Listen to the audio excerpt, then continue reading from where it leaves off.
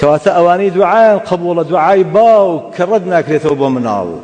پێویستە مناڵ هەردەم بڵێ باو کە بۆ خاتری خوا دوعای خێرم زۆر بۆ بکە دایکە دوعای خێرم زۆر بۆ بکە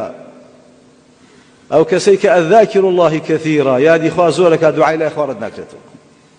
ئەو کەسەی پێشەوایەکی دادپەروەرە دوعای ڕەت ناکرێتەوە ئەو کەسەی مەظلومە دوعای ڕەت ناکرێتەوە ئەو کەسەی لە سەفەری حەڵاڵە دوعای ڕەت ناکرێتەوە ئەو کەسەی لە ناشاری و ناعیلانجیە دوعای ڕەت ناکرێتەوە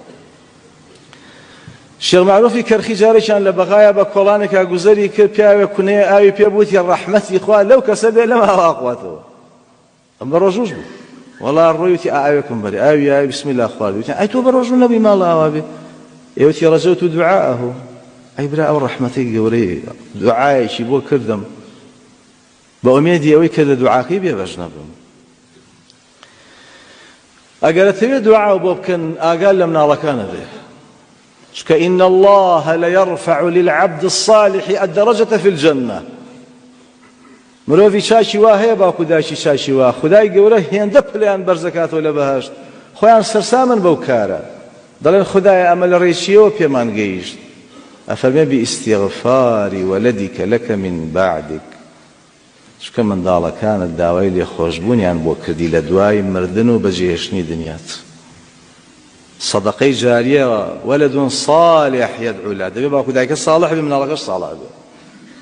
سەدەقەی جاریە کتێبێکە نووسیوتە لەبەر خوا عەبدوڵای کوڕی مبارەک لە کێوە مردووە و 1200 ئەوەندە ساڵە کتێبەکەی لەناو خەڵکە خوا دەزانێت چەند ساڵی تریش ماوە لە دنیایە ئەوەی مزگەوتێکی بۆ خوا دروست کردووە ئەوەی مەشروعێکی خێری کردووە هیچ نەبێ ئەو کەسێک کە ئەپژمێ وەڵێ الحەمدولله پێغەمبەری خوا فەرمی عەلەیهی السەڵات وەسسەلام كان حقا على كل مسلم سمعه أن يشمته یەکێ پژمی وتی الحەمدولله ئیتر دەبێتە حەقێکی جێگیر لەسەر هەموو ئەو مسڵمانانەی لەو ناوچەیە ئەو قسەیە دەبیستن هەر هەمووی دەبێت دوعا بۆ برایان بکەن بڵێن یا ڕەبی خوا ڕەحمەت پێ بکە یەرحەموکە الله جارێکیان ئیمامی ئەبوو داوود خاوەنی سونام سواری کەشتی بوو تەماشای کرد لەو بەڕووبار یەکێک پژمی بە دەنجی بەرز وتی الحەمدولله ئەم گوێی لێ بوو یەک کەس لەم جەماعەتە نەیوی یەرحەموکە الله دابەزی بەلەمێکی بە درهەمێ بەکرێگرت چووە بەردەمی وتی براکەم تۆ پژمیتی وتە الحەمدولله وتی بەڵێ وتی دەیەرحەموکە الله یا ڕەبی خوا ڕەحمەت پێ بکە ئەوێژ وتی یا ڕەبی خوا هیدایەت باوی وەیوسلح بالك جلو گرفت و خەفەتە لەسەر لابە هاتە وتیان ئەرێ کاکە و تۆ چی کرد وتی بابا ڕەجەوت دوعاءه من ئومێدم بەو دوعاهەیە و چێ ناڵێ ئەو پیاوە دوعای قبوڵە لعله مستجاب الدعوة بەخوا فەرمێ کەشتێکە پاماوەیە ڕۆی لەو دەریا چۆڵەدا گویان لە دەنگێک بوتیان إن أبا داود قد اشترى من الله الجنة بدرهم ئەبوو داود بەهەشتی لە خوا کڕی بە درهەمێ کەیای بۆ بەلەمە شووتی یەرحەموکە الله بەرامبەری ژەو دوعای بۆ کرد من استغفر للمؤمنين والمؤمنات هەر کەسێ لە دوعاکانیا داوا بۆ تێکڕای بڕواداران بکا بە پیاوان و ئافرەتان بە هێندەی ژمارەی هەر هەمویان چاکەی بۆ دەنووسێ دوعاکەشی بۆ خۆی دەگەڕێتەوە چکە خۆش یەکێکە لەوان